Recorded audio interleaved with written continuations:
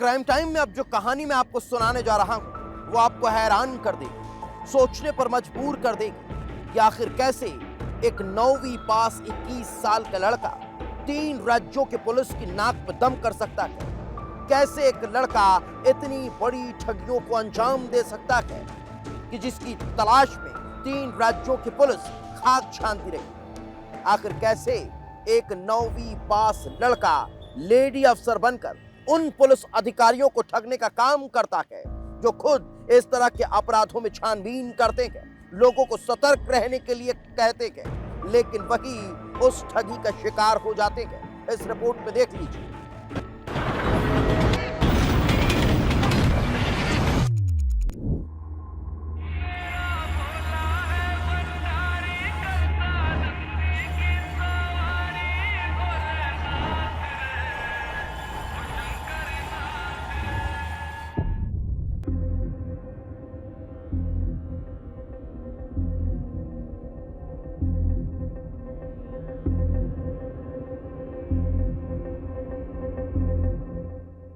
साल 2021, जगह उज्जैन। साल 2021, उज्जैन बाबा महाकाल का पवित्र दरबार। देश विदेश के श्रद्धालु यहां आस्था के रंग में डूबे थे, लेकिन इसी पवित्र माहौल में एक शख्स ऐसा भी था जो भक्ति की आड़ में जुर्म की स्क्रिप्ट लिख रहा था। जबलपुर का संकेत यादव महाकाल की शरण में पहुंचता है। आस्था और श्रद्धा के माहौल के बीच वो यहाँ पुलिस कर्मियों के तौर पर काम करने लगता है। जिस जगह वह काम करता था वहां वीआईपी मूवमेंट के कारण पुलिस अक्सर तैनात रहती थी। संकेत पुलिस अफसरों को करीब से देख रहा था। आईपीएस अधिकारी कैसे बात करते हैं समझ रहा था। वो उनकी बॉडी लैंग्वेज को महसूस कर रहा था। वो दिन भर काम के साथ साथ बस यही करता था। वो उनकी बॉडी लैंग्वेज, बातचीत का लहजा और अधिकारियों का रौब गौर से देखता था। और यहीं से शुरू होता है एक ऐसा सफर जिसने उसे शातिर ठग बना दिया। ऐसा ठग जिसकी तलाश 3 राज्यों की पुलिस कर रही थी। ऐसा अपराधी जिसने सिर्फ और सिर्फ पुलिस कर्मियों को ही अपना शिकार बनाया, जिसके खौफ से यूपी, राजस्थान के पुलिसकर्मी डरने लगे थे, क्योंकि वो कब किसे निशाना बना दे कहना मुश्किल था। नाम संकेत यादव, उम्र महज 19 साल। 9वीं क्लास तक पढ़ने वाले संकेत ने 5 साल पहले जबलपुर शहर छोड़ दिया था। पिता चाय की दुकान चलाते थे। संकेत के ख्वाब बहुत ऊंचे थे। जबलपुर छोड़ने के बाद वो पहुंच गया बाबा महाकाल की नगरी उज्जैन में। लेकिन उज्जैन में उसने धर्म, संस्कृति और भक्ति न सीखकर कुछ ऐसा गुण सीख लिया जिसने उसे अपराध की दुनिया में कदम रखा।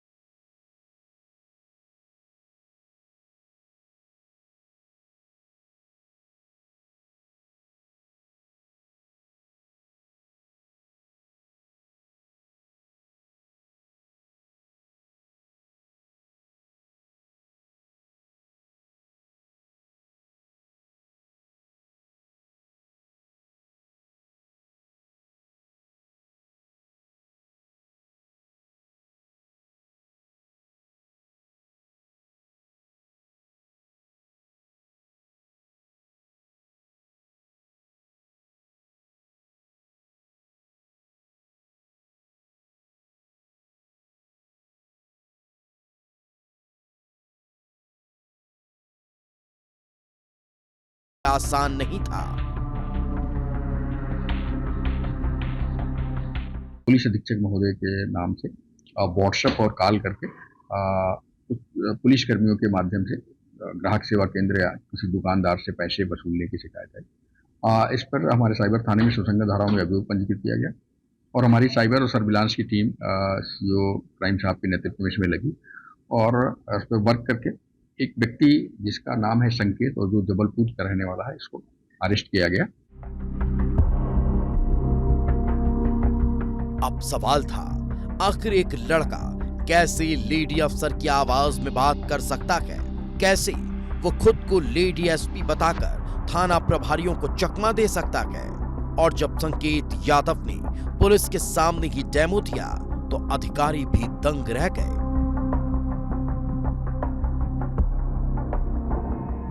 बस इसी हुनर ने उसे जुर्म की दुनिया का शातिर खिलाड़ी बना दिया।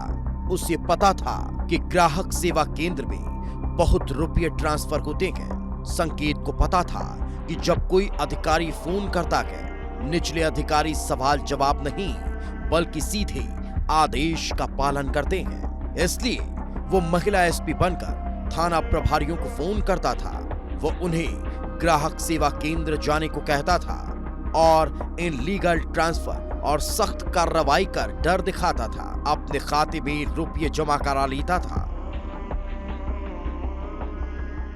छोटे छोटे अमाउंट इस तरह से करता था। जब ये संज्ञान में आया, इसमें मुकदमा पंजीकृत किया गया, उसमें हमारी सर्विलांस और साइबर की टीम लगकर इसको ट्रेस किया, इसको अरेस्ट किया है। पूर्व में भी इसको इस तरह के अपराध किया है इसने। इसके विरुद्ध जनपद बदायूं में 2 अभियोग पंजीकृत हैं, जिसमें जेल में भी रहा और अभी जल्द ही करीब 10-15 दिन पहले जेल से छूटा है। इसके पहले भी हमारे जनपद में जो महिला अधिकारी थी मैडम, उनके नाम से भी इस तरह के फ़ोन करके इसने कई लोगों को फ़ोन किया था। संकेत अब तक 50 से ज्यादा अधिकारियों के नाम से थाना प्रभारियों को फोन कर चुका था, लेकिन यूपी के कासगंज के एक ग्राहक सेवा केंद्र संचालक को शक हुआ। एसपी के इस तरह पैसे लेने पर पुलिस कर्मियों को भी संदेह हुआ।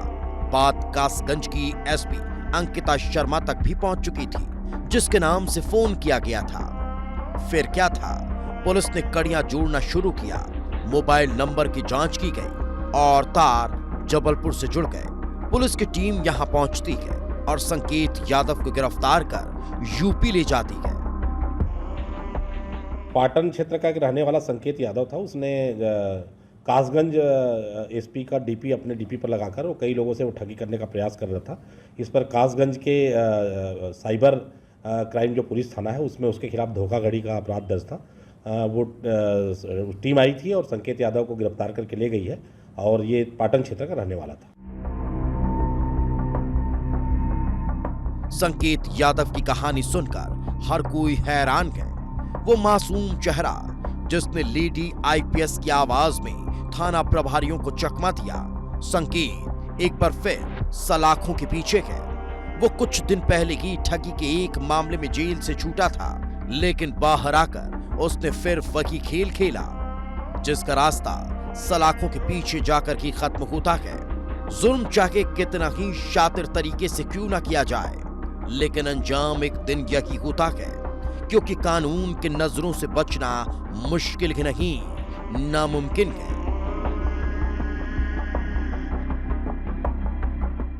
महिलाओं की आवाज निकालने में माहिर संकेत ने मध्य प्रदेश में भी ऐसे गुनाह को अंजाम दिया होगा, इसमें कोई दो राय नहीं है।